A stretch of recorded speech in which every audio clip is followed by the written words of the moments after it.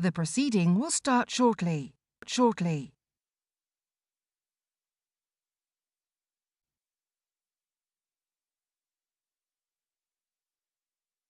The proceeding will start shortly.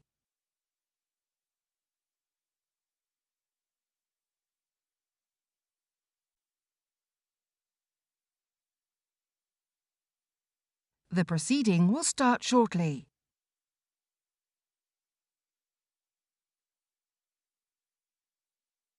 The proceeding will start shortly.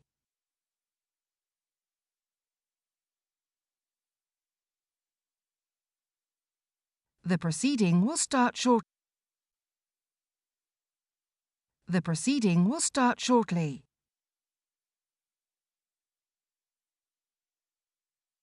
The proceeding will start shortly.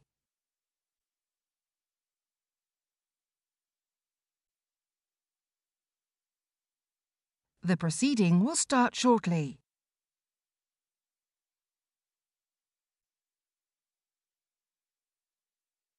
The proceeding will start shortly.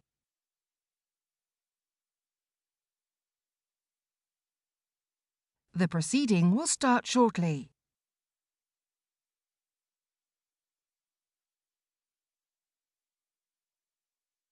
The proceeding will start shortly.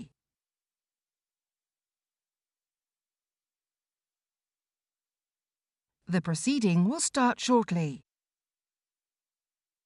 The proceeding will start shortly.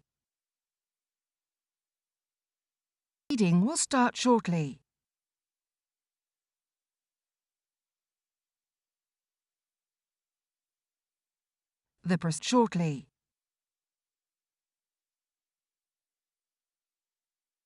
The proceeding will start shortly.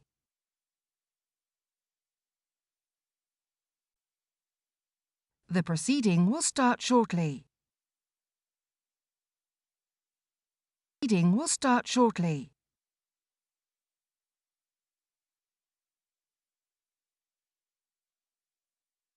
The proceeding will start shortly.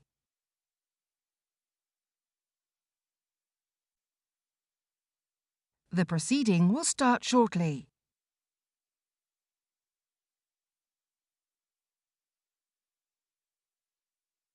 The proceeding will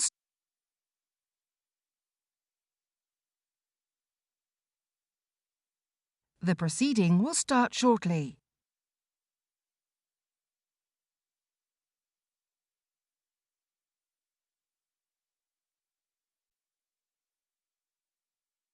The proceeding will start shortly.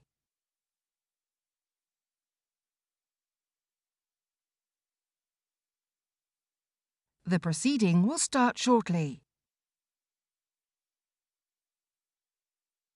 Will start shortly.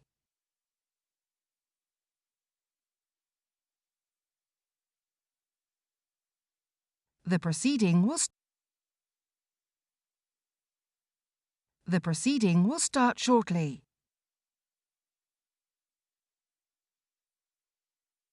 The proceeding will start shortly.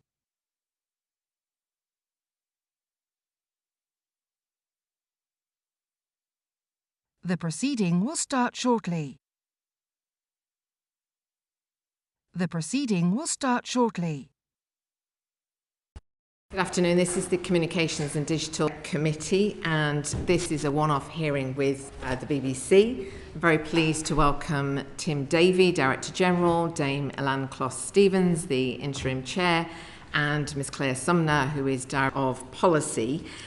This was a session that we've had for some weeks now, so it's not in response to any, but I am pleased nonetheless that the substance of our session today, which is about our report of last year on BBC Future funding, and as a follow-up to that is covered on the front page of the Times and other newspapers. Anyway, that's before we get to the main session. What I wanted to questions about recent events and the latest controversy surrounding the BBC, and some points and raise some questions with our witnesses in relation to accountability and independence, which both are important to public confidence in the BBC, whether it's when it's dealing with a crisis or when it's about its future and the loyalty of licence fee payers. And just to reassure witnesses that we have no intention of seeking to preempt the investigations that are ongoing or to intrude into personal or personnel matters which are not topics for us. But could I start by asking you, Mr. Davie, please, to perhaps give us an update on the two pieces of work which you announced last week, and particularly what the timing is of those reports, as in those pieces of work, when you're expecting them to conclude, and what we might see by way of publication when they are concluded. Thank you, Chair, and I appreciate the chance to update the committee. As I've said, this has been a difficult affair where we've tried to calmly and reasonably navigate actually some difficult concerns around the allegations of themselves, duty of care, privacy and legitimate public interest. As you say, we've announced, and I'm sure the committee is aware of the things we've announced in terms of the action steps. Let me just directly update you on where we're at. So the first is the fact-finding investigation, more allegations with regard to an individual. You look at those allegations, you go through the facts, and then, as any organisation, I think, with due care and attention, process with the individual based on those facts that you have got through. We're in the process of looking at those facts, and I would say we're keen to receive any information, anything that's out there. It's difficult to give you a precise time on that. The reason is because you have to go through that diligently, assess the information. There's also duty of care concerns within that. So on that one specifically, because I'm not in control of all the variables, that could take weeks or it could take a couple of months, depending on, or even longer, depending on what we get and managing the individuals involved flawlessly. And my main priority is to be fair, make sure we get all the information into that process and act judiciously. But that process is underway, well managed, with, I think, world-class experts in the area that we have within the BBC. The second thing is clearly, in a case like this that's been difficult, you always get learning. So what I've asked for, and the committee will have seen this, and I think it may be worth, Chair, me asking my chair to give you a sense of the board overview of this particular element, which is the review of protocols and procedures, including the learnings of this case. So, and go through that process of understanding what we need to do in terms of, are there any adjustments to our protocols and the procedures that come from this. That will be led from an executive point of view by the highly experienced Chief Operating Officer, Lee Tavazia. From an executive side, I'll let the chair give you a sense of how the board is overseeing that, and actually we're involving external expertise as well to make sure we are properly held to account. The third thing, I just want to mention one thing, if I may, which is the last thing, which is immediately I have asked for a quick look at what is red flagged to ensure consistency during the period by which we do the review, because it would be slightly bureaucratic of me to have process running but not immediately fix some things that are obvious in terms of making sure there's consistency in what gets flagged up. So we are doing that work immediately. I didn't answer the question around timing of the second element. I think that group will report in, I'll say the autumn, maybe late autumn. That's the kind of timing I suspect.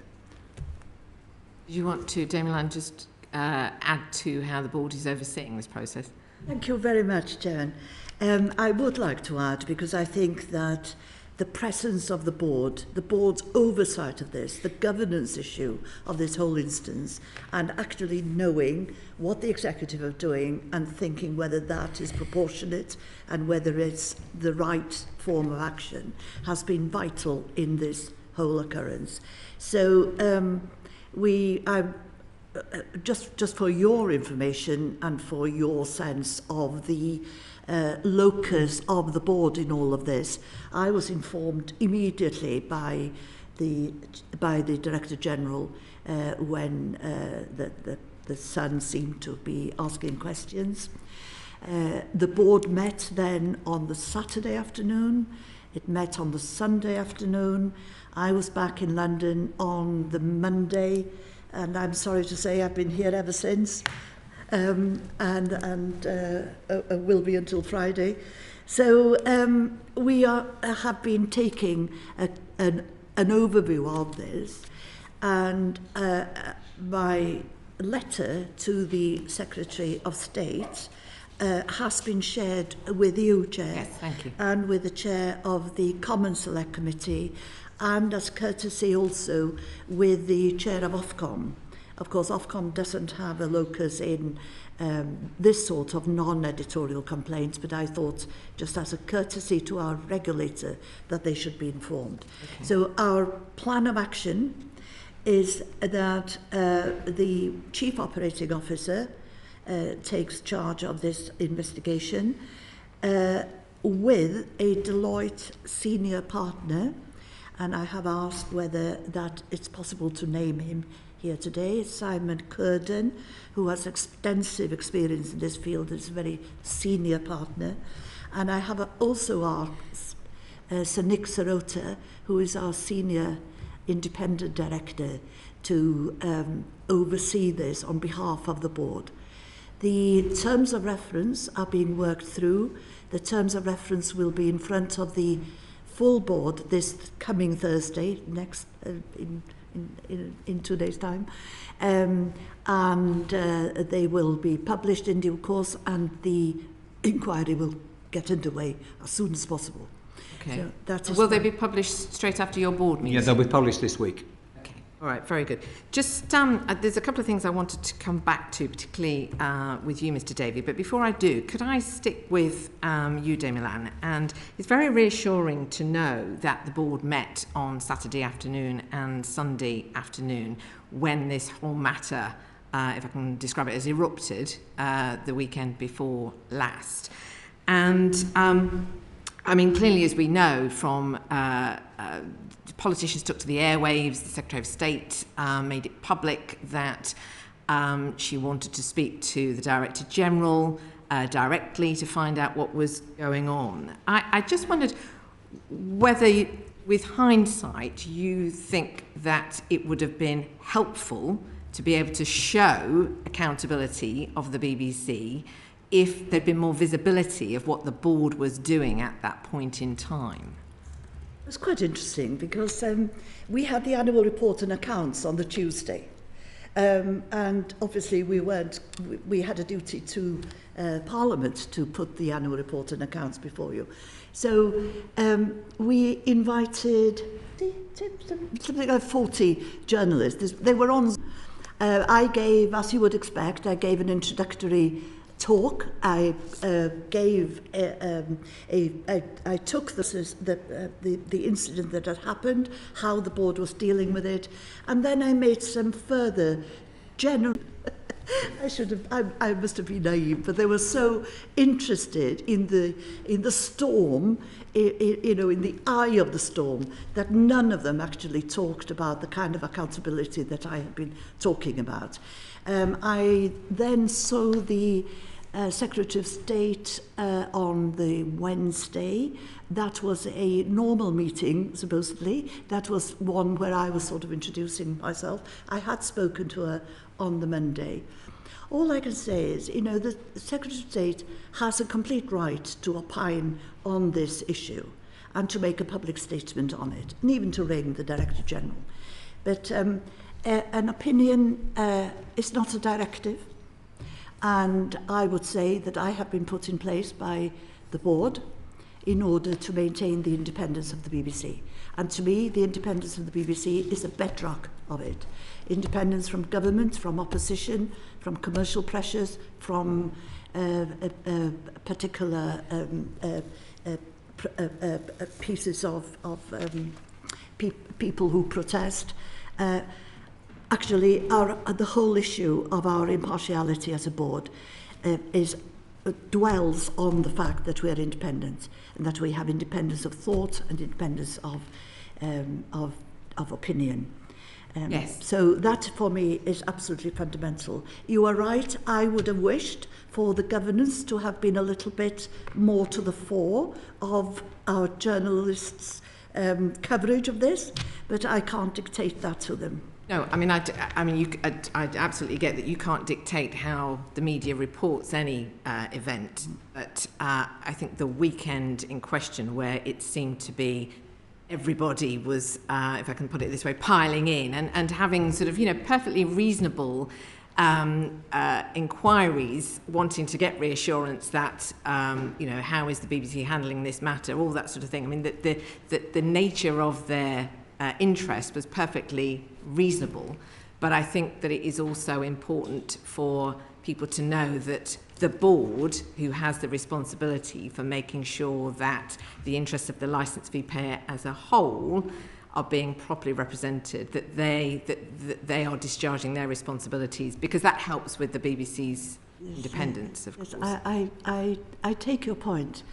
I also want to add that we had a duty to act with some calm and rationality in the face of lack of rationality and lack of calm. There were an awful lot of questions that could not be answered. There was a huge pressure to disclose the name of somebody to whom we had a duty of care and a duty of privacy, in addition to the family and young man that were concerned in this maelstrom. So I was, on the one hand, seeking to establish the right of the board to oversee what was happening, but at the same time, I was trying my best to make for a calm and rational discussion of the issue before we all got carried away in what could have been very wrong directions. Understood.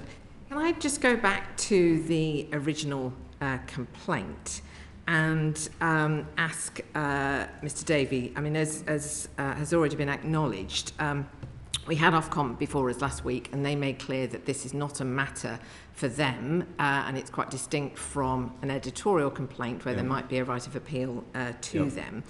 In light of that, I wondered if you could update us on what is the current situation as far as the original complainants are concerned, as in, is the BBC still in contact with them, and do they understand the process that is being followed and what they can expect once it is completed? Thank you. Yeah, inevitably, I only go so far because I want to protect privacy here. Let me just say, since that weekend that we've been discussing, we have been in touch with the complainant, and obviously we want to be engaged and appropriately listening and understanding concerns. Okay, but that you're in contact with them. I've just confirmed we've spoken. Yes. Okay, no, that's helpful to know. And as part of the review that is being carried out on the protocols and the procedures of handling this sort of thing, I just wondered if there was anything more that you wanted to add about the difference of complaints handling of this kind versus editorial complaints, because I think most of us, are very sort of quite clear and confident in how editorial complaints get handled, but this one's sort of somewhat different. Yeah, so I mean, we have, as you know, we sometimes get to hundreds of thousands of complaints on various scheduling issues and questions of tennis is the latest, thing that most people we've had more complaints on tennis than any other item, certainly in the last few weeks, in terms of scheduling. So you've got all that coming through, and we can talk about it in more detail, but the process by which, as you know, Chair, and well versed in terms of the various stages of that, which I can talk people through, stage 2 and then to Ofcom. We then have complaints of this nature that come in that might be serious allegations, but we have a lot coming into the BBC. We're a huge organisation, we have different things, some are malicious, some may be small issues, potentially big issues, so that is a difficult thing to judge for coming into our audience services centre. If they have something that they have a concern around that clearly needs to be looked at, that gets passed to our corporate investigations team. So we have very experienced people who have a perfect background for this, let's just say, in terms of their experience levels, and they look at what to do with what they've got in front of them in terms of that contact and the information they've got. And then they will decide how to treat that, whether it's obviously a serious case, whether there's clear allegations of criminality, a number of factors they'll look at and see how they deal with that matter. That will then, they'll then work through that and then deal with that appropriately in terms of how it goes through, whether it could lead to a fact-finding and disciplinary, or it might go to the authorities, or it might be dropped. They're the kind of things that we go through with that group. Okay. And I guess final question from me on this topic is that, I suppose just following on from that, generally speaking, when it comes to the highest profile and highest paid presenters, what can you tell us about how BBC management holds them to account for the responsibility they have for upholding the BBC's reputation? And I stress I'm speaking generally rather than anybody specific. Of course. And look, I've spoken before publicly, and I think the history of this industry is such that we should all be concerned and appropriately diligent around the abuse of people in powerful positions. And certainly you have a dynamic when you've got presenters or even people in power. You need to ensure that you're very, very clear on what your expectations are culturally as well as the policy. Now, I think we've done really good work at the BBC, and I'm proud actually of the work we've done over the last few years, having a really clear code of conduct, our values. I mean, we've done a very big push on what our values are as an organisation. We've got, I think, a good process. We could do more with it, but we've got a good process which we've introduced, which does, if you've got a concern at work, the normal route obviously is to your line manager, but that is not always where you can go. That might be where a problem is. So then we have another route, which is our support at work line, which is you can just ring up HR, not connected with your line management. But critically, the thing we've introduced, and I am proud of it, I think it is working, but we've got more to do in making sure everyone's confidence in it. We've got most people very confident in it, but we need to keep working on it. There's still gaps in that. And this is, I think, normal when you're deploying these things, which is our whistleblowing process, which is external and confidential. So someone doesn't want to give them, and that process I can talk in more detail another time, or if the committee want to get into that in more detail, I'm more than happy to. But that process has been introduced and actually is a route by which people can go all the way. That could get raised to the non-exec director or even external company. So there's a safe place they can go to raise concerns, and we track that. And I think in terms of transparency, there's not many organisations that would put that in their annual report. And we do have that annual report, and we're more than happy to track it. Obviously, I can't talk about the individual cases and everything that's going in there, but I do think we've got a good process. Okay. I wonder if I could just add here that one of the reasons for asking Sir Nick Sirota, although he's a very distinguished man in his own right, one of the reasons for asking him to be involved with this investigation that which is underway, is that he is also on our board, not only our senior independent director, but the board member with a responsibility for overseeing the whistleblowing arrangements. Okay, but to be specific about it, in terms of serious, high-profile presenters who hold in their hands or have on their shoulders, serious responsibilities when it comes to the reputation of BBC, there is in their contracts generally something which is about disrepute. Yes. Yes. Okay. Good. Okay. We may want to pick up on governance framework more generally when we're coming to other questions as we proceed through. But what I'm going to do now is to, if you like, draw a pause under this part of the hearing and move to the main substance of the reason why we invited you here. And as I said at the start, this is a follow-up to the inquiry that this committee conducted last year into BBC future funding, and the report that we published a year ago, exactly today as it happened. And in our report, we some of the findings that were there was, I think, important that we were able to depoliticise this question about BBC future funding. And we were able to, which was one of the main aims, really, to get away from this position, which was, no BBC, no license fee, no BBC, and what we as a cross-party and non-party select committee of Parliament was able to establish was that this future funding is a serious question for all sorts of reasons in terms of the pressures on the BBC, and deciding how it should be funded into the future is becoming increasingly urgent, which is why it's good to see that the government seems to now be moving on that, according to today's media reports. And what we collectively concluded was that the status quo was not an option. So even if it was decided that the licence fee should remain the way of funding the BBC into the future, that too would need to change. And we looked at various models. Now, as part of our report, we made some specific recommendations to the BBC, and that's what we want to focus on in this session today. And with that, I'm going to move over to Baroness Harding, who will kick us off. Thank you, Chair. So as our Chair's just said, a year ago today, we published our report entitled Licence to Change. In it, we argued that the BBC should use the debate on its future funding to embrace the challenges, embrace the opportunities, and generate momentum towards that change. And in doing so, that the BBC should set out a long-term vision and plan. Last October, Mr. Davie, you were in front of us again, and you said then that you were overseeing, and I quote, a detailed strategic review of the BBC that would take some time. It's now another 9 months on. I wonder if you could update us on that work. Thank you. And the question is utterly fair, and I realise there's a smidgen of frustration in the room in terms of where we are on that. And I would say, just as a quick overview, I think it is important that we see the funding sitting underneath that bigger question, which is what's the BBC's role? And I wouldn't put this into the next charter, which is, as the world is moving so fast, if we look at I don't think there's a problem with the mission and the purposes, but I do think we need to be clearly articulate what our role is as this world is changing so fast.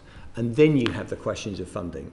I would say I'm not positioning this in the way that we do all the strategic work and then we don't do any work on funding while that is going on. I'll explain what I mean by that, because we've already started some work which Claire can take you through on the funding question. We're also absolutely supportive of the government doing their work on our funding, and we're encouraging that based on your very wise report, which said essentially we need to look at options. It's not easy. If you want to protect universality, the licence fee has a lot of benefits, but to echo what the Chair said, I think we want to look at the options. We have on the funding side laid out a few principles which we think from the BBC perspective is important, which we may want to get to in a minute. Let me then dial back up to the strategy, if I may. And I apologise it's taken a bit of time. We've had a fairly change at the board level, if I can put it that way. We've also been doing quite a lot of work. And we sense the urgency, but it is really important for the committee to know that we have, I think, an outstanding day-to-day strategy that, if you look at the 22-23 report, has delivered strong numbers for the BBC. While there are challenges on the licence fee, our income's only down 1.6%, and actually, competitively, the BBC's had a really good year, if you look at the annual report, in terms of its drama, its events, its news coverage. So I don't think there's a burning crisis in terms of the current working strategy. Having said that, I think what you're going to see for us in the next few months, and I'll say by year end to make sure I'm safe, is we do want to come out with some work and some communication about how we see, in a world in which there's increased disinformation, 70% of the world doesn't have a free press. I mean, this is a serious global crisis. We have some big decisions to make about the role of the BBC. Now, to give you a little kind of indication of the kind of things we're going to be talking about, I think there's a real battle now for an organisation which has no agenda but to find the truth and to report impartially. And you know I've made that decision. It's not been the easiest decision, but it's the right one to keep the BBC impartial for all the noise around us. And this last few weeks, I mean, it's so noisy, but we have made that decision, and I think that will get more valuable, and actually we can use technology to help us with that. The second area that makes us completely distinctive is around homegrown talent. We develop talent. We're not just trying to get return on investment on our drama series. We're trying to get the right creative work and make a creative contribution. And critically, if you look at our numbers of across the UK, we are now more spread across postcodes across the UK than we've ever been. Most of our successful dramas are really anchored in place, like Happy Valley. You know, we are doing great work and we're pushing more and more money outside. And I think that's going to be part of our strategy for the future. The last thing is, in an algorithmic world, you are getting more and more isolation, echo chambers. One of the things we do is we have a personal relationship, hopefully all of you do, with the BBC of depth, but we are unique in bringing people together via our funding rather than trying to just monetize and chase the market. We don't have to chase the market. So I'm trying to give you a sense of the territory we're going to lay out, and we will be doing that in the next few months. I appreciate, and I'm very aware of it, that has been a little longer than we wanted it to, but I think we've got really strong leadership with the board now and we're ready to go. If I could just take a couple of follow-up questions. I would mind if I added a little bit to that, a sort of colour of where I see this strategic work taking place. I think it's very, very important to distinguish between the purposes of the BBC as enshrined in the Charter and a reinvention of the model in order to meet the times. And I think with your background, Baroness Harden, you know, I would just like to talk through just a little bit of how I see that. And if I may be a touch historical here, you know, the BBC has just celebrated its 100 years. And it has survived because it has been able to reinvent itself for different ages. Every time there has been a technical challenge, from radio to television, from television to multi-channels, from multi-channels to iPlayer, library, browsing, on demand rather than linear. And now we're in a metaverse and in an AI situation where people are so finely attuned to what is being thrown at them or how they're being drawn into different situations. I think it's time once again for us to look at the kind of iPlayer offer which I think should be far more sophisticated, far more part of this new age. Now the challenge for us in terms of our funding and our future is that we have to ride two horses. Unlike Netflix and the libraries and the streamers, we cannot leave people behind. It's a little bit like the high street banks, if you like. You know, you've got to keep one branch open somewhere, and you've also got to have an online offer because that is where the future is leading. So I think what I'd just like to draw apart and just sort of make clear is that we are not reinventing the purpose of the BBC. We are trying to reinvent the offer. And I think in the past I've read Baroness Stoll's points to the VLB on left behind people and people who may not be engaging with the BBC at the level that we would want them to be engaged. And one of the ways of getting there is not a top-down, we think you will like this, but a sort of a nudge of an offer that will, through the algorithms, make you come back for more. That is the sweeter way of doing it. However, underpinning all that must be the principles, because if we get drawn into just a volume game, then we are not the BBC that we are. And so, for me, the funding, forgive me for taking a bit of time, for me, the funding kind of follows what you're trying to do.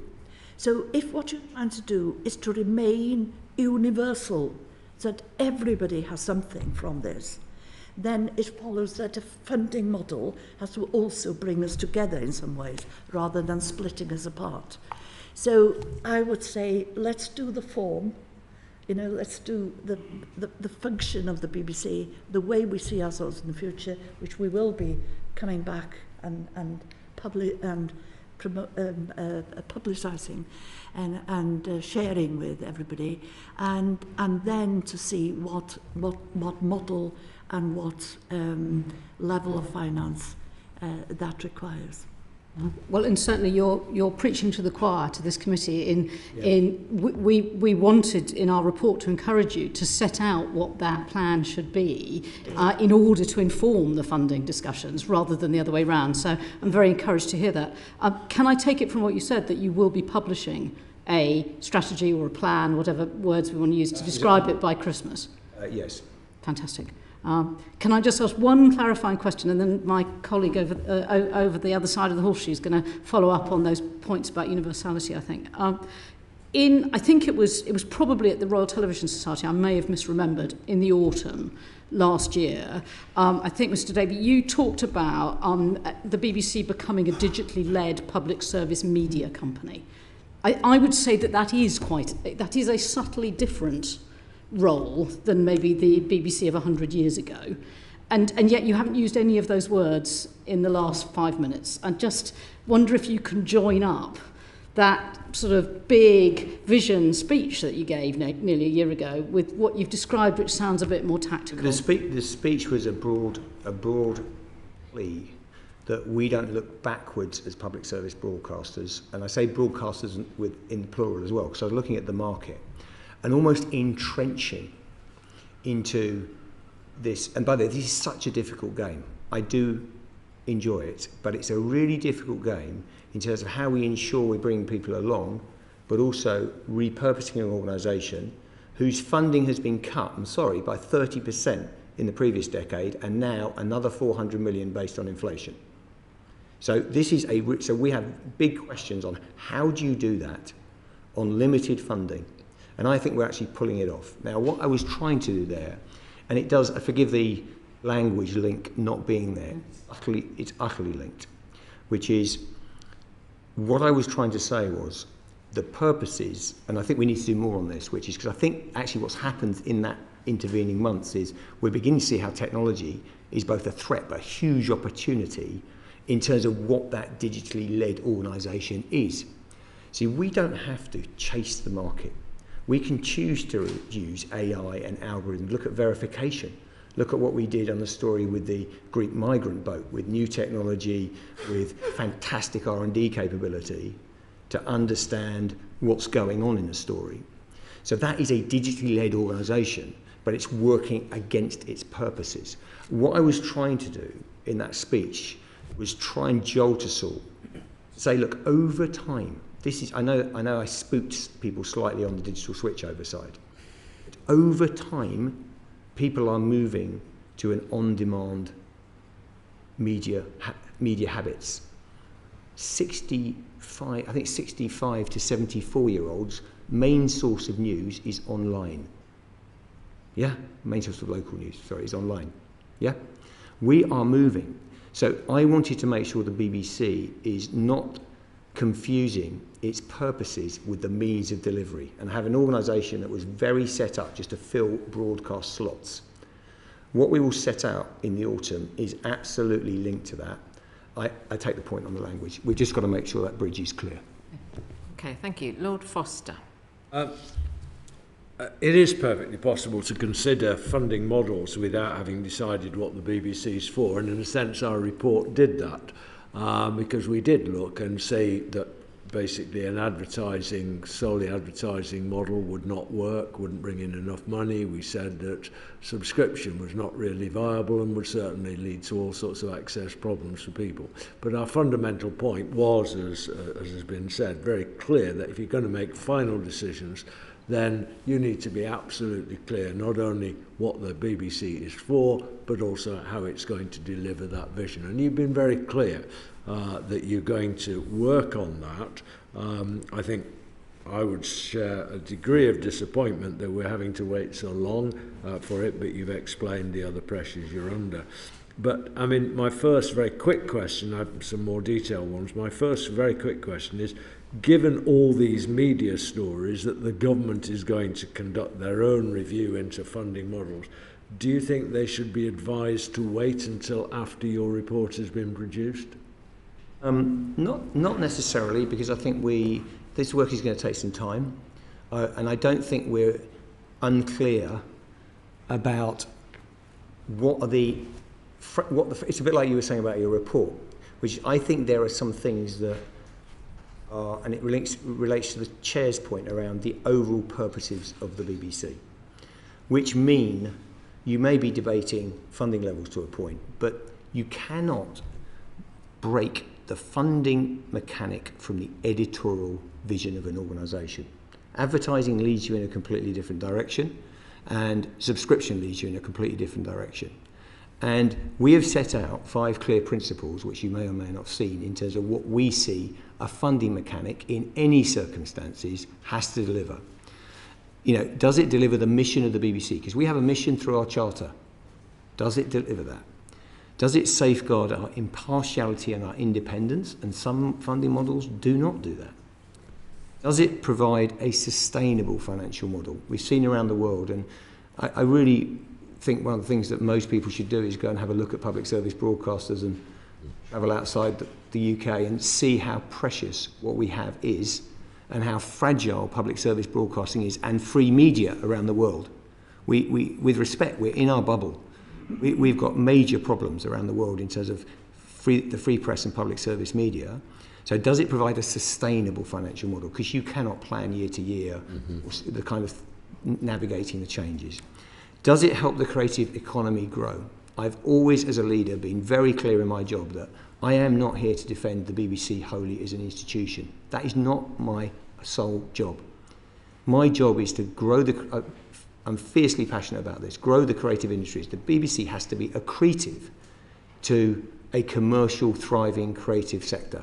And if you talk to most of the commercial businesses in the sector, they see us as accretive to their businesses. Not everyone. We have some fun and games with certain bits of the companies or whatever, but overall, we should be celebrating a wonderful sector that's outstripped the market, put in jobs, and it's because we've got a curious and wonderful blend of public intervention and private enterprise. So any solution to me has to do that. And the last is, does it deliver fair value for audiences? My job is not just to get the licence fee as high as possible, it's to make sure that we get the support for it and people want to pay it and think it's great value. And that is, I think that construct, with respect, will hold regardless of where we end up in terms of where we focus this institution. And I don't want to stop the work going on. And I think you proved that in your analysis you could begin to fence out some of those arguments while we do our work. And just to reinforce, we have a good strategy in the BBC around value for all, and you can track us against it. We're delivering pretty well versus competition in terms of the share of iPlayer. I won't bore you with all that. Our competitive performance on commercial, we're doing pretty well. We've got some threats like every media player. So this isn't a situation where we're on our knees. This is about future. And it's not just simply that we've had a bit of chop that we've delayed doing this. We also want to get it right. We want to take our time, set a proper course. It's very important. Can I just pursue one? I mean, and that's very helpful, thank you. One of those was fair value for audiences, and of course the question is, who is your audience, and whether it is universal and so on. And you may well recall that when you last came before us, we explored with you the whole issue of universality and what it meant. You yourself admitted that you could probably go away and work on your answer. You've had over a year. I wonder what your answer is now. Thank you. I do recall very well that particular voyage into the topic of universality and the semantic challenges it provided. But we've done some work, and we think our definition of universality means that the work you're doing passes 3 thresholds. It's not singular. Let me explain what I mean. And we think those 3 things are, it must be relevant to all audiences, the work you create, not just the wealthy. Yeah? And it's the relevant, there's a big thing here, which is not just, even before you start to measure what you're doing, what is your intent? Are you trying to bring people in, or are you trying to monetize an audience? And part of universality is the editorial desire to be relevant to everybody. The second thing is, are you accessible? So can people get hold of your output, and making sure everyone can access the BBC? We do not want to be closed off to individuals who, by definition of, they're basically cut away from the BBC and they cannot get hold of it. And that universal broadcast coverage is critical. And we could talk, it would be a useful conversation, I think, to have around digital access, by the way, and our role in that, because I am worried about that in terms of as we move through the next few years. And the last thing is then, it's not enough in our view to say, look, we make for everyone, we're accessible, but we're not being used or regularly engaging our audiences. Because I think that lets us off the hook and doesn't allow us to deliver that value. So our third test in universality is, are we regularly reaching and engaging everyone in the UK with our services?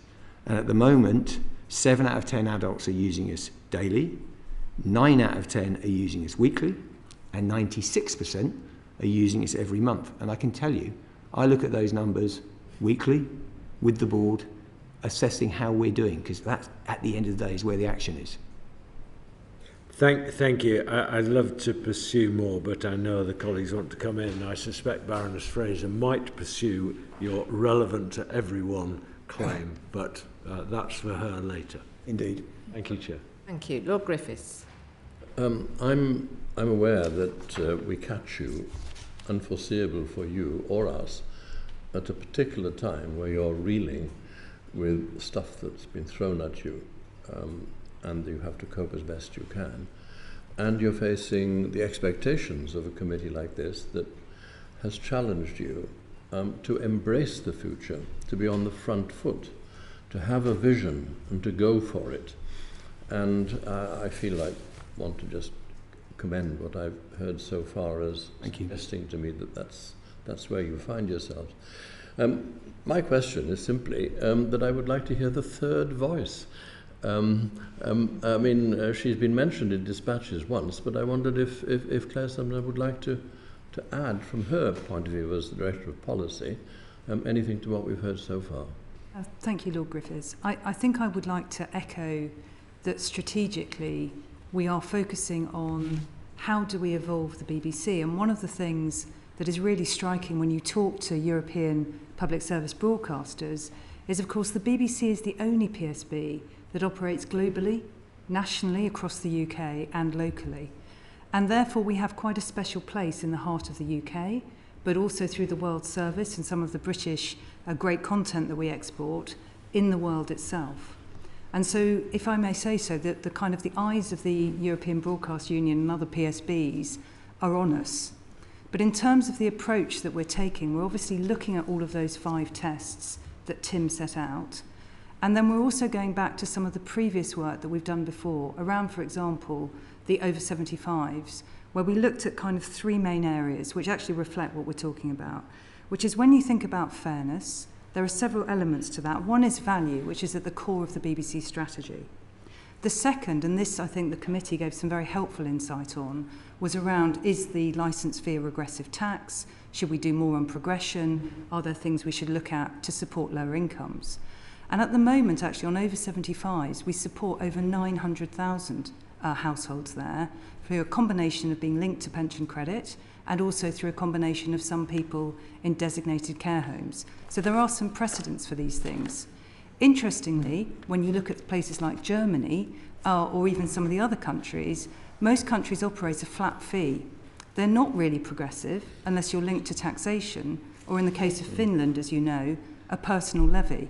And the other thing I think we have to do in this debate is set this in a UK cultural context.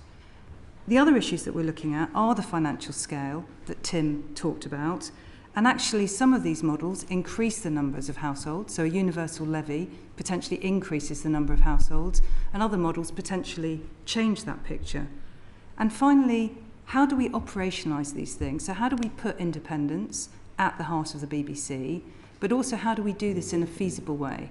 And when we looked at over 75's implementation, that took us over 2 years to move around 4 million people from one system to another. Now, we did do that quite successfully, and we moved 9 out of 10 people over that period, and that was during COVID. So that was quite a difficult period for the BBC. The other key element in this debate going forward is the government will do their review, which we welcome and we will engage with. It's perfectly possible that as part of that process, or indeed on our own, the BBC, and I think you were challenging us to think about this, will need to put what we think and the assessment and the work that we have done. Exactly. Now, I haven't got a timetable for that today, and you can see the sort of structure that probably the strategy would come first, but we are highly conscious that that's what we've got to do. And then there's a third, possibly the most important element of this, which is the role of the public and our audiences. In all of the consultations around the BBC, they've always attracted over 100,000 people. So the last charter review from the government, I think the figure was 190,000. When the BBC consulted on over 75s, it was 190,000. People care deeply about these things, and we will need the public to inform us about what do they think about the role of the BBC going forward and also how it should be funded. And then ultimately, this decision will rest with government and parliamentarians. And, you know, we are not saying, for example, that we don't think we should have a careful look. The licence fee, just like Alain's history of actually how the BBC's changed, the licence fee too has evolved with technology. Most recently in 2016 with the iPlayer, and ensuring that that was part of what your licence fee paid for. Nothing is in aspic, but all options need to be on the table, including looking at the current one, but including looking at radical things as well. And we're open for that, and we're doing detailed work now. We're not in a position to be able to share that, but as I'm sure you can appreciate, that's partly because we want to look at this from all the angles. So thank you for the opportunity. Well, as an over 75-year-old, I thought I needed to hear what you just said. Thank you. I would, if I might just add a little bit. I just think that we've all of us together have got to get this right, because I don't, that's a platitude, but let me just stay with it for a moment. We are going to project a form of BBC and a funding model for 10 years from April 2028. Now, in view of the acceleration of change within our whole world, in fact, I would almost say a new industrial revolution that is on us, you know, we have got to be as open-minded and intelligent and ambitious as we can be in order to put something in place in 28 which will be flexible enough, open-ended enough and interesting enough to take us through massive change, such as perhaps we haven't seen in our lifetime, although, you know, being my age, I think I have seen enormous change, but this one I think is something of a different order. Yeah. So we've just got to get it right. I welcome everything you've done. You've set out options for the public. I'm glad that the government is going to have a look at again. I hope the public will take an interest. I hope the various pressure groups will take an interest. I hope that together, you know, we can come to a conclusion about what we want and how we're going to pay for it. Okay, all right. I'm going to move on, but I know, Lord Young, you've got an opportunity to raise a question under the next group of questions. Do you want to hold it back for that? No, because it relates to the stats that Mr. Davie, you gave us but you didn't break it down into age demographics. Yep. I do think, as you know, that younger generation is absolutely key. And I'm sure you've got those stats. I'd be interested. Yeah, thank you for the question. The stats that I've given you is 90% of all adults, you know, and we bob around between 80, 85-ish. Now, that's all adults. Actually, that number is not a massively lower among 16 to 34s and young people in terms of their overall reach once a week or once a month to the BBC. The significant challenge, because they'll come in for Eurovision, they'll come in for a tennis match, they'll come in. The challenge for us in management speak is habitual usage. So how many times they're coming in a week, how many hours. So we're definitely hitting them.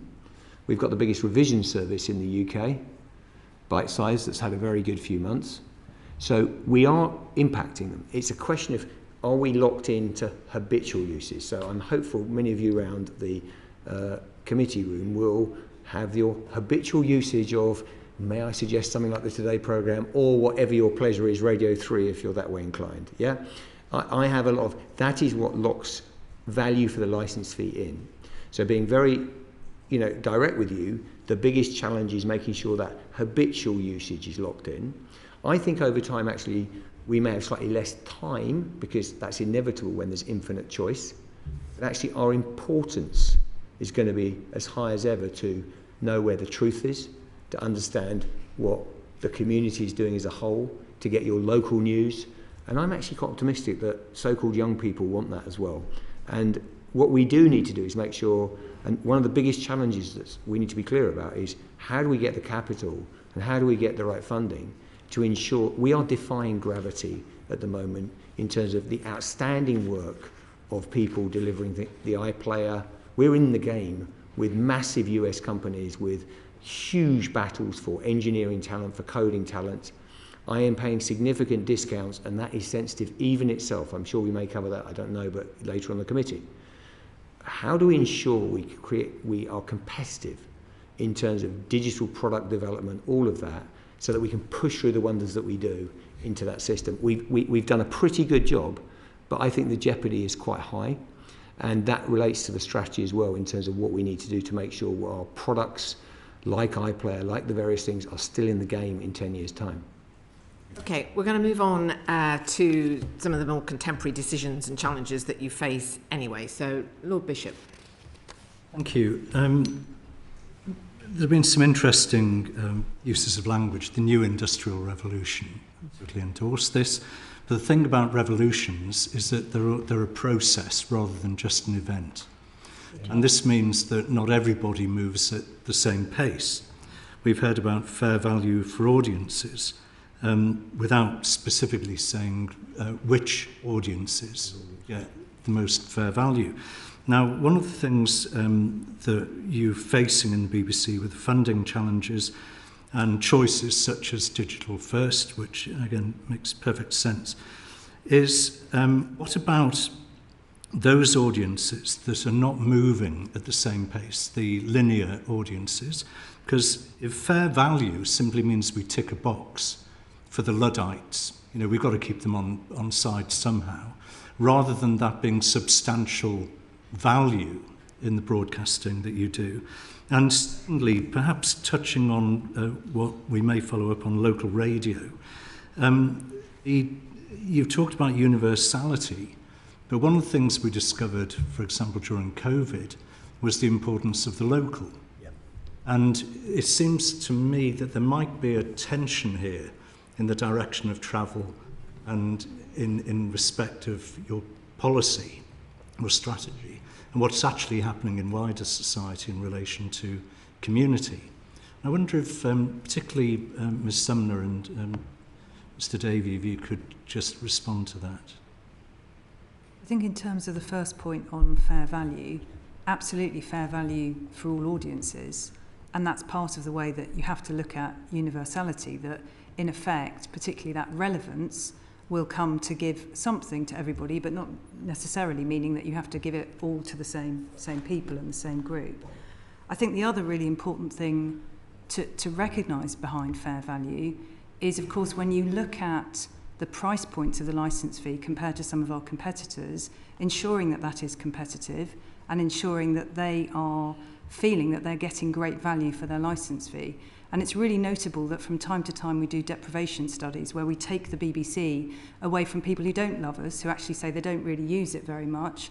And then when it comes to that process, actually they miss quite a lot of the BBC and they then want it back again. And then you hand them, in effect, that it's 44p a day currently, and they say, blimey, we didn't realise that actually that great value for the BBC is what we're getting. And Tim, if I pass to you. Yeah, Elaine, you wanted to say something, and then I might want to say something as well, because these are really good questions, and they're the heart of the debate in terms of our choices. Thank you. I think you've described beautifully the tensions that will always exist within a universal broadcaster. I mean, these are the sort of debates that the board has to have, and of course we're a unitary board, so we have members of the executive and non-executives, and we are all engrossed with a balance between what it is to be a global and a world-class broadcaster selling some of its IP abroad very successfully, and of course the local and the particular. So let me just answer your first part of it. When I talked about what is universality and what is our new vision, I was referring to, I made an analogy with the banks. And I said, you know, we have to ride two horses. We cannot leave people who are digitally deprived. I come from Wales. I mean, there are patches of Wales which still have almost dial-up in terms of accessibility. It's a terrible thing to say in this digital age. And that was amplified during COVID as well. The have and have-nots of the people who were able to access education at home and those who couldn't. So by being paid for on a universal basis, we have a universal obligation and we cannot leave. However, I think the gradual shift over time of resources is one that has to be very carefully managed. And as you say, part of tension, a tension which will not be resolved. These are things which will carry on. In terms of the local, I think you're absolutely right. COVID emphasised for us our localness and the care we had for each other. But it also emphasised for us the ultranational, the umbrella, the Prime Minister, for example, the then Prime Minister's address to the nation, I think brought in 15 million people, if I remember rightly, on that night when he told us all to stay at home. So there's also a much bigger picture than the local. And then there's the national, there's the nations. For example, we were delivering during COVID the curriculum in bite size to Scotland, Wales, England, Northern Ireland, which all have different school curriculum and different emphases. And we were doing it for all of them. So again, it's not just the tension between local and global, it's local, national, nations, regions, and all of that is the responsibility. Ultimately, it's the responsibility of the governance of the system to weigh those things in balance and to satisfy our licence fee payers that we are being fair. I think what I'm getting at is the ease with which people assume a way of seeing the world that can change very radically. So, for example, 10 years ago, people were saying we now live in networks, we don't live in localities, everything's online and all of that. And then you discover that we do, because we're physical people. And if I can just follow it up, you used the word, Mr. Davie, earlier about semantic challenges you had last time you came when I wasn't here. Is universality or universalism, is that a bit of a weasel word in that, a bit like inclusion, which is a word I never use because it simply includes the people who agree with my definition of inclusion, which is automatically, by definition, exclusive. Is universality or universalism a good aspiration, but it hides the need for discrimination? We'll move to some specifics because we're getting very, very esoteric in this. Well, it underlies use language. I don't see of itself a weasel word, actually. I think it's the right aspiration. So I really don't think it's a weasel word in that. I don't think the issue is it's fiendishly complex then and this is your summary is absolutely how we are as guardians of the BBC during our tenure are trying to get the balance right between delivering and making sure everyone, I mean, I want to super serve people. And sometimes, by the way, people outside the BBC who may not be that friendly ascribe all kinds of objectives to us. Commercialisation, we don't want the old. It's forgive me, it's nonsense. What we want to do is make sure we are delivering value across the people who pay for it. Now, the reason that is fiendishly, I'm not looking for sympathy, but the reason it's fiendishly complicated is this whole notion in corporate world of return on investment of 3.7 billion, okay? And in a commercial operation, and this is why the funding model is so important, in a commercial operation, the return on investment is very straightforward. It's profitability, then everything else follows from that. And I've run commercial businesses, and believe me, there are other challenges, but that bit's quite easy. This is a multi-variable game. And when we talk about local and other things, we have got a complex set of filters. They're not impossible to manage.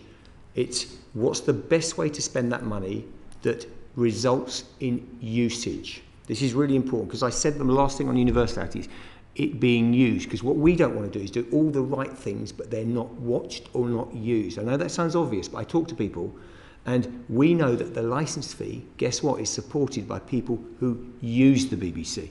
This is important, because we're not just a market failure organisation. Therefore, we need to be relevant. We need to make sure we're in the channels of distribution that people are at. Yeah, and that means the traditional linear channels, but also if people want their news online, we need to be there. And this puts enormous strain on our finances as we transform and make sure we don't leave anyone behind. And what we're trying to do is not just chase ratings, but try and triangulate public service with maximum impact. Like, where do you spend your money? That means we do make some choices. We'll talk about local. But our intent is to keep the high standards of public service broadcasting, but not leave people behind at all, ever. But sometimes make some adjustments on how thick the provision is in one distribution set. And that's the game. That's the game. That's what we're trying to do. Okay, thank you. Baroness Healy. Thank you, Chair. I mean, we understand the financial constraints, but I'm just wondering how you do respond to the concerns that the restructuring of local radio will lead to worse services for audiences. And the criticism particularly emphasises that it will impact on local communities, and there has been a lack of consultation, and that the impact on Black and Asian audiences, and also the local radio staff. So there's a whole gamut of criticisms, and I just like to give you a chance to address them. Of course, and we've spent... And just to add to that, I think the other thing, which was just to pick up on where we were going before with the Lord Bishop's question and this one, is that my desire for a bit more specificity was because we know that Ofcom has criticised the BBC for a lack of clarity around some of its decisions and the impact that has on certainty for audiences and that sort of thing. But understood.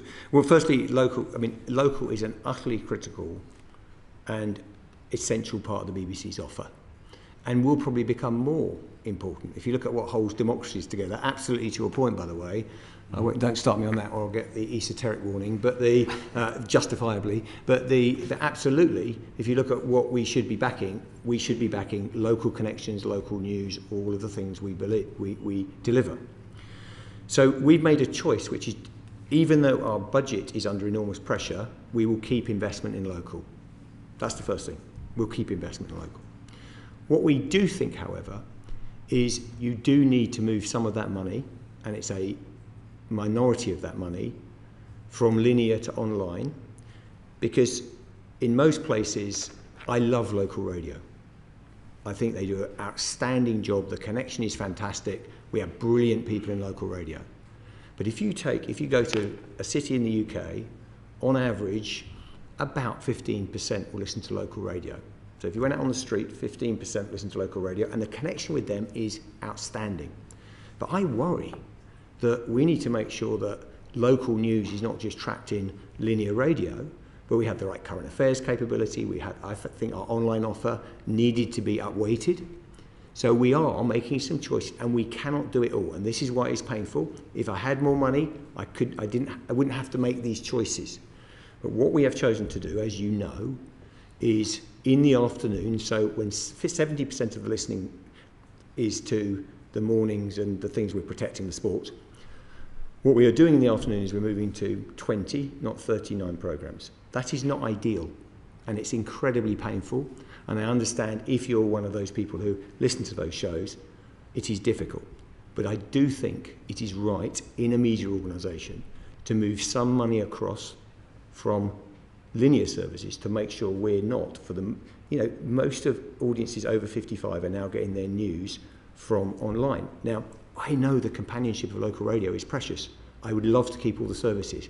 But what I can't do on my tenure is at the end of a few years say we didn't keep local relevant. And it's really tough. And the organisation is significant, and I care about it, but it's the right decision. Thank you. I wonder if Dame Ellen would like to add to that. You're talking about there must be at least one bank left on the local high street. I mean, is there a danger for older people particularly to miss out if everything begins to go online? I know the morning programmes are preserved. I think we were very concerned that the time from the early morning through the drive programmes, through that precious time of 10, 11, 12, up to lunchtime, that is the crux of the listening to local radio and the way in which you inform yourself about your community. I would still say that even with the reduction, 20 different programmes in the afternoon is more than anybody else offers. And speech radio is really, we are the only people providing long-term, constant speech radio, which is differentiated for all localities. I understand that in order to do the online offer, we have to take money from that afternoon and from that late evening. And I do appreciate that there may be people who feel a sense of loss in that. But we also have to make certain that our other audiences actually believe the BBC is a worthwhile institution in terms of their knowledge of their own community. Because quite often, the afternoon or nighttime programmes might not be as factual about your community. Yeah. So, just before I invite Lord Young to ask his question, if I may, because I'm just conscious of time and we've got various things that we haven't yet. Particularly on this question, if I may, Dame Ellen, could you give some sense very briefly how the board takes account of the market impact questions of these kind of decisions as well? Because we do hear sort of from commercial organisations concerns about the impact on them in some of these areas, and just thinking again back to this difference of governance framework that you're now operating in. It's very difficult, isn't it? Because at the moment, here, quite rightly, you're saying, please do more local, and then you have local newspapers saying, you are eating up our, lessening our revenues because we are listening to BBC radio. So I think those sorts of debates, I mean, you will know yourself, Baroness Noel, what the BBC is like in terms of data and paper and the amount of facts and tables that come to any board. I mean, I think I'm looking at this Thursday's board, I think it's something like 180 pages. So please be assured that we as a board evaluate the figures that are put before us, and we also have to make these very, very difficult decisions. Okay. All right. Thank you. Lord Young. Okay, Mr Davie, given the budget pressures, what extent are such choices made about cost saving versus audiences? And I want to focus on one aspect. You pay some very large salaries. Right? I'm going to mention one. I could mention a number, but I'm going to mention one because I think it's significant. I mean, you pay something like 1.3 million to Gary Lineker. Right? Now, however good he is, he actually isn't the asset. The asset is Match of the Day. I could sell Match of the Day anywhere, and so could anyone else in this room. people think they're indispensable. I remember Des Lynam saying the same thing. Jeremy Clarkson thought he was indispensable. Top Gear goes on.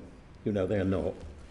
And I've heard before, well, you know, it's going rates. I remember when the Director General was paid $800,000 a year. I thought it was appalling, ridiculously appalling, because we were told, I think you're very lucky.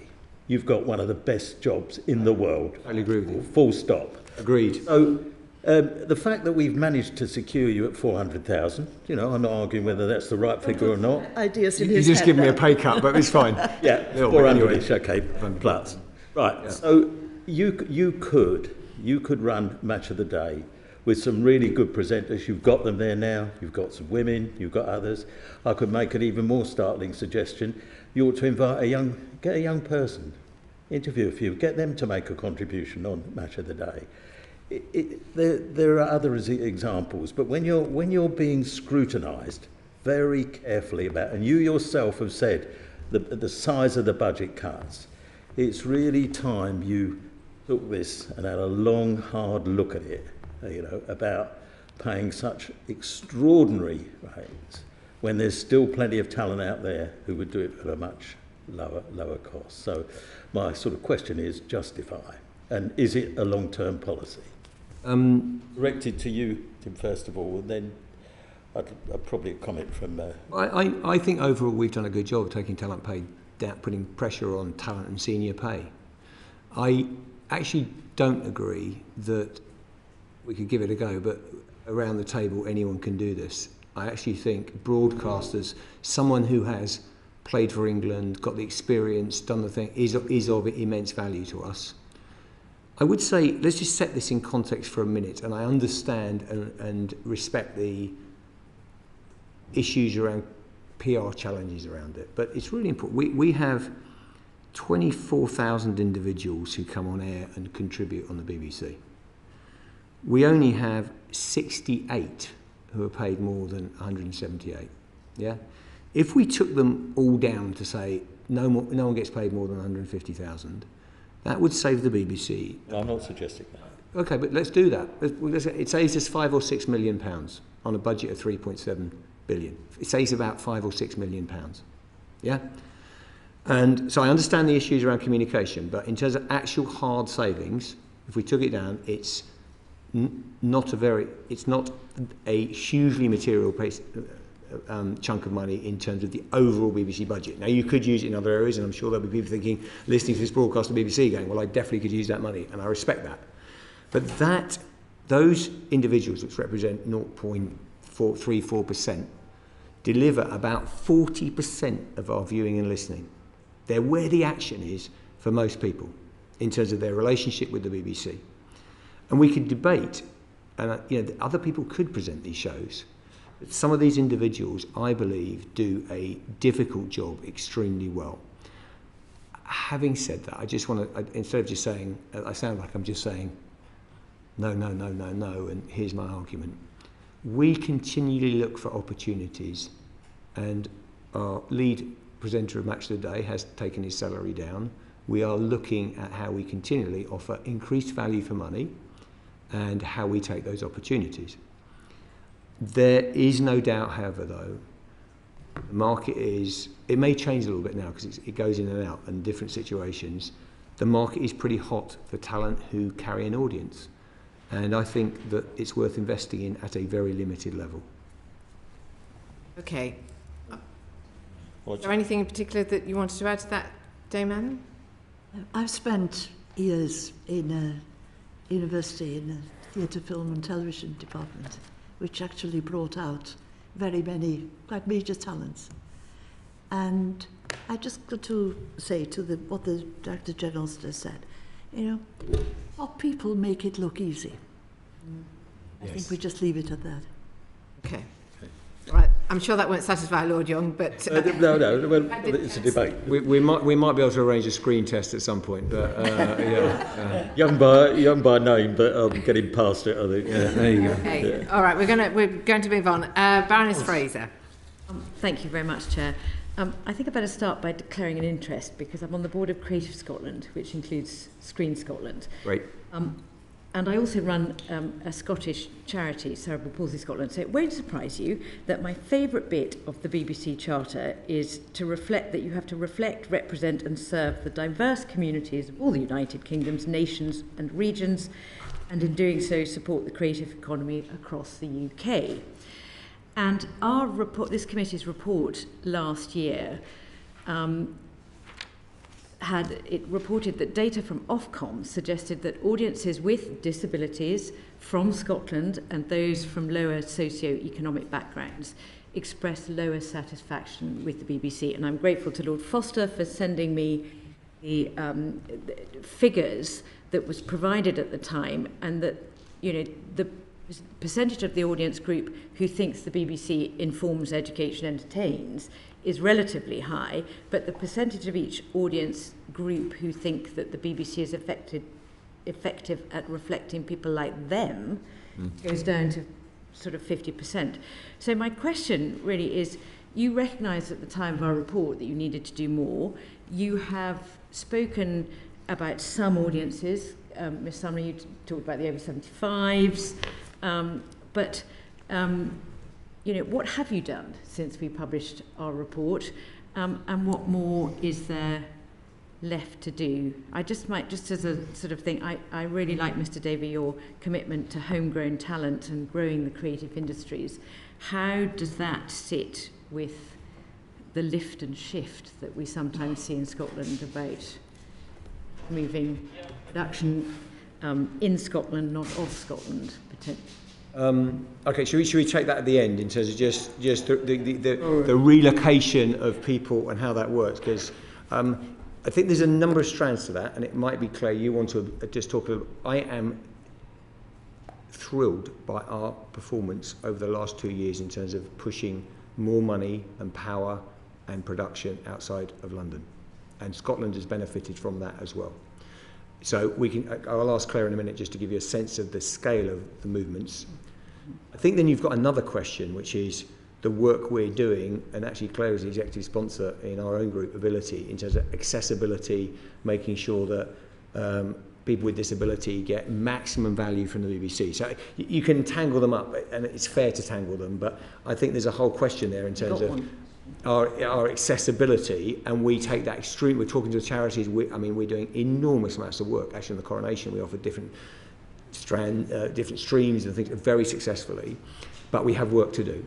Just at a top level, by the way, that number, the BBC, for me, is an incredibly important one that we track at board level and we look at across communities, we look at across geographies. We are seeing some good movement in places in terms of as we move the output. Claire, do you want to just, in terms of... Yeah, I think very briefly, the Across the UK programme that we've launched has been really successful on two key angles. One is representation and portrayal, and we know that audiences want to see themselves reflected in our content. And actually, we're kind of ahead of schedule on that, because by 2024, we said that we would have more than 100 drama and comedy titles commissioned outside London and really portray the UK. We've had 70 transmitted, 29 of those are from the devolved nations. And if you look at the titles, these are some of the ones that are the most watched. You know, Happy Valley, Sherwood, from Scotland, Vigil, Keeping Faith from Wales, and I'll do Northern Ireland as well, Blue Lights. But these have been programmes that have been incredibly successful. They've actually as well been watched quite a lot, and I know this has been a concern as well of this committee, bringing in C2D audiences. So they have really had, I think, that connection with community and audiences that we were talking about earlier. I think the other thing we've been doing, which you've probably been perhaps noticing in the background, is making sure that our news programmes and reporters are coming from across the UK. One of the things we did invest in and make a choice around local in was investigative journalism, because that is an area where we need to go deeper and our communities want to find out more about what's happening in their areas. And then I think the other thing I would say very briefly, and you've touched on this, which is part of Across the UK becomes an economic engine room. You know, the licence fee, fundamentally, our principle for about the creative sector is it's a huge stimulant. For every £1 of economic investment from the BBC, there's a £2.64 GVA. We hope that the Across the UK programme will have generated sort of around 850 million as a GVA number. and actually supporting 50,000 jobs, which is what the BBC does across the UK, is really, really critical. So what's brilliant about this programme is you get the key connection on representation and portrayal, which I think is rightly something that makes the BBC special. This is what British audiences want. Ofcom talk about 7 out of 10 audiences. They really want great British content. They want to see content that reflects themselves and their lives. And we have brilliant creatives. We're bringing in more talent from different backgrounds, including disabled writers, so that we can have really authentic storytelling in what we do. Of course, there's always more to do, and I would say that as disability champion. But of course, we are looking at these areas and we're really investing in them, which is important. Can I just pick up the lift and shift, because I think it's a fair thing, which is, and I know there's some, I'm open about this, there's some concern, you relocate something and people are going up on the train line back and forth. What kind of transfer is that? You've also got an issue, which is I may be trumpeting one big production in Scotland, but if it's a 6-part production, being honest with you, that might be people coming in, it might be, and I spent a lot of time with the various creative bodies, of which you're linked to one of the main ones, talking about this topic, it's not just about the BBC. We have to be a catalyst to, if you look what happened in Salford, don't start me on creative clusters and what that takes. Now, the good news is, 2 things, quick points, is we are beginning to see a kind of, because we're pushing the money out, you're beginning to see a bit of scale. So in Scotland, what have you got? Vigil, Shetland, Control Room, Guilt. So you're beginning to say, okay, I've got quite a few. Now that's the BBC doing 4. Imagine if someone else does a few, and then, we're beginning to get a material change in the amount of projects based in Scotland, really important, alongside continuing drama like River City. And you can begin to see, and I'm just talking one genre, how that works. In terms of the relocation, really important. So there's something that I'm proud of, which is to be a network editor for BBC News now, you don't have to be in London. So Zoe Kleiman has relocated.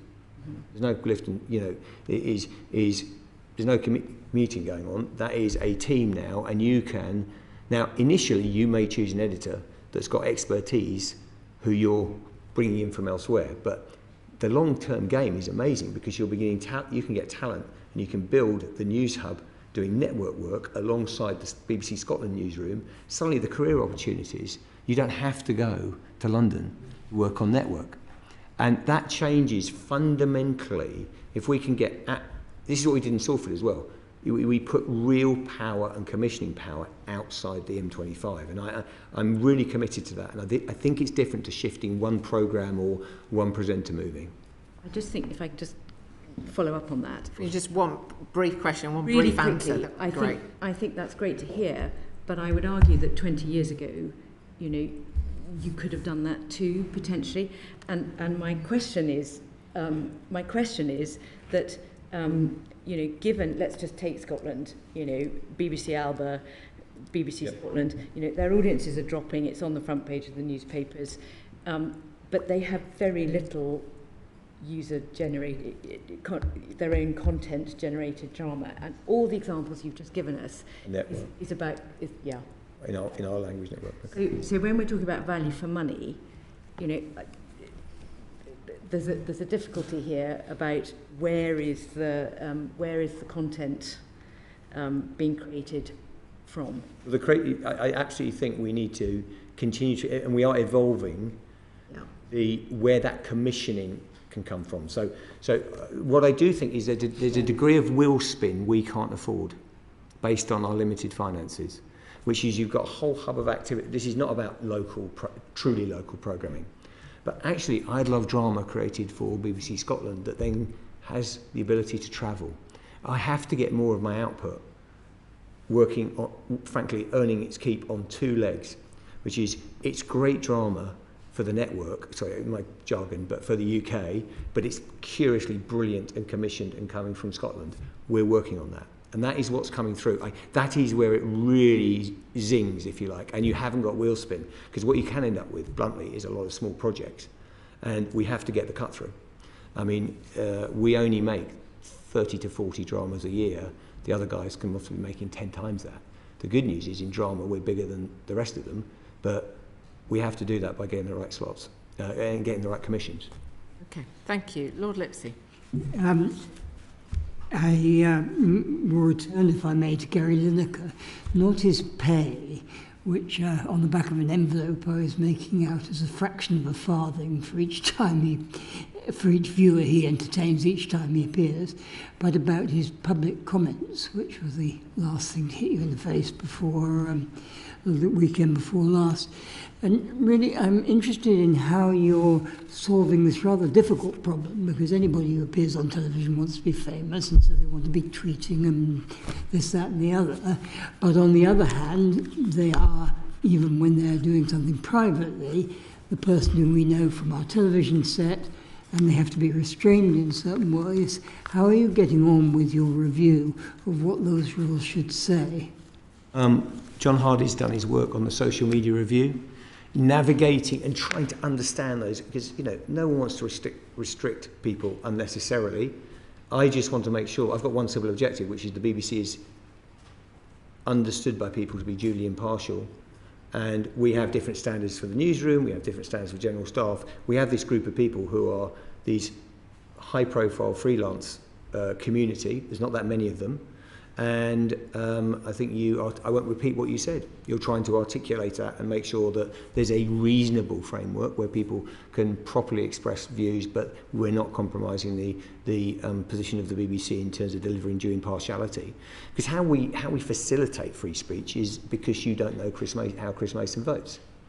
I don't. So that is how we facilitate free speech, by him not offering a view. There's this issue, which is when people are high profile within the BBC, they're not in news, is there any restriction and how that works? We are pretty close to coming up with how we navigate that tightrope. Well, I mean, in a way there's a similarity with Hugh Edwards, because they're both doing things that, though they weren't perhaps intended to, harm the organisation for which they're working and which you have to be hot on. Will you promise to publish your findings and instructions? The social media review will absolutely have a public, part of what we need to do is have a public social media policy.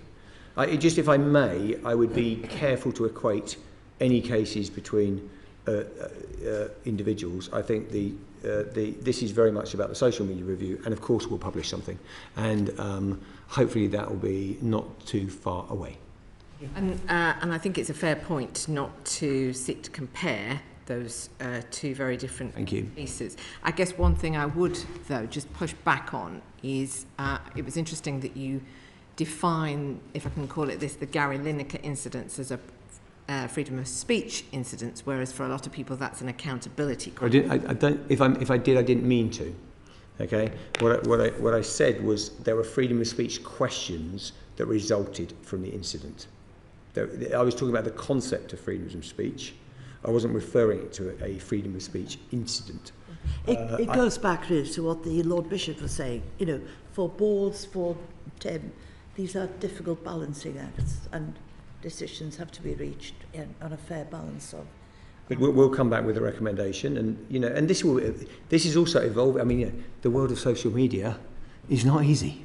I think it's about reflecting your priority of ensuring the BBC's impartiality is.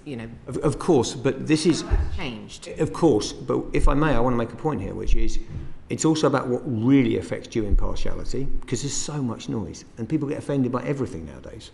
Yeah, so we understand where is their real impact to the BBC's impartiality. This isn't just about proving ourselves that we can do this, that and the other. It's about genuinely protecting something incredibly precious, which is the due impartiality of what we do. And getting that balance right is going to be, again, I like to act calmly, get my way through it. It's not been easy, but we've got talented people and we're thinking our way through it, and hopefully we can find a way where we can settle that triangulates the various objectives. But it's not easy. And I think over time it will probably evolve.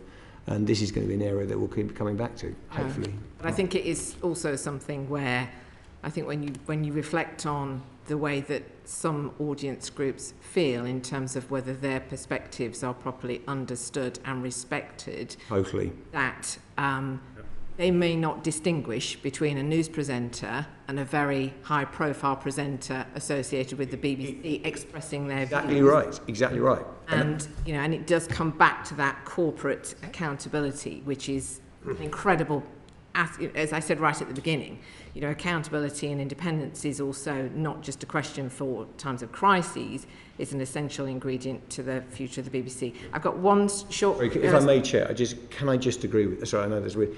I totally agree with every word of that, which is, I think there are responsibilities, and we need there is responsibilities when you... This is not, you know, a situation in which you can say, I just as an institution, we devolve ourselves from the responsibility of understanding what the right framework is for this.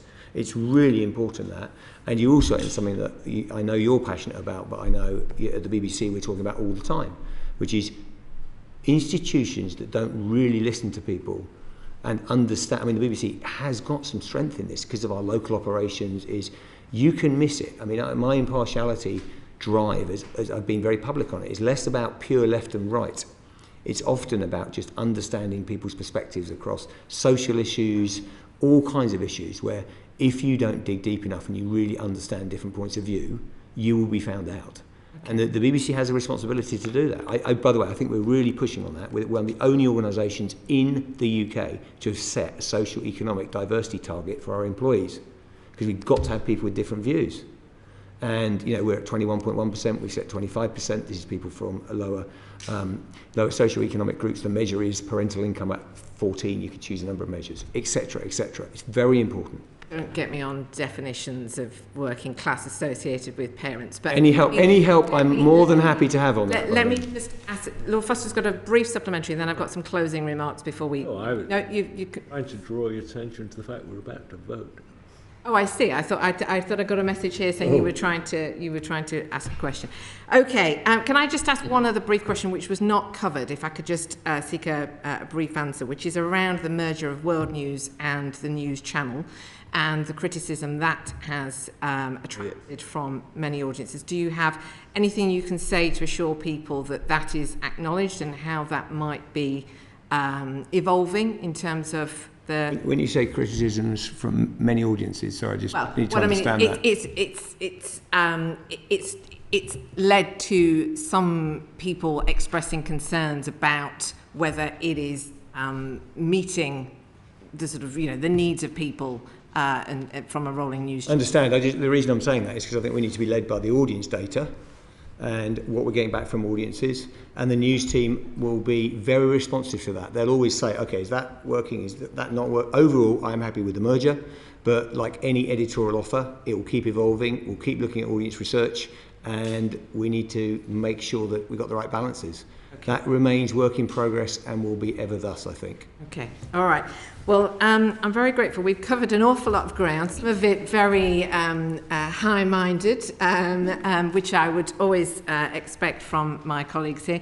And I suppose my concluding thing is just to re-emphasise what it was that we recommended in our report last year, which is that whilst questions about future funding are very important and becoming increasingly urgent, what we really want to see is the BBC take the lead in the debate about future funding based on a clear articulation of your strategic vision for the future. You've set out the work that you have been doing on that. We're looking forward very much to hearing the fruits of this before the end of the year. And but in the meantime, very grateful to all three of you for giving up your time, and I'm particularly pleased to see Dame Elan here as the interim chair, and I would very much urge you as interim chair to ensure that even it is an interim position, your visibility in terms of upholding the independence of the BBC and giving people confidence in the way in which the board is holding the Director General and his team to account is incredibly important.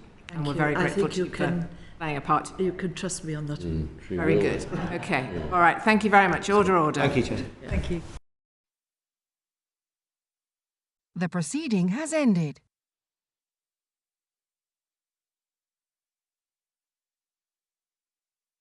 The proceeding has ended.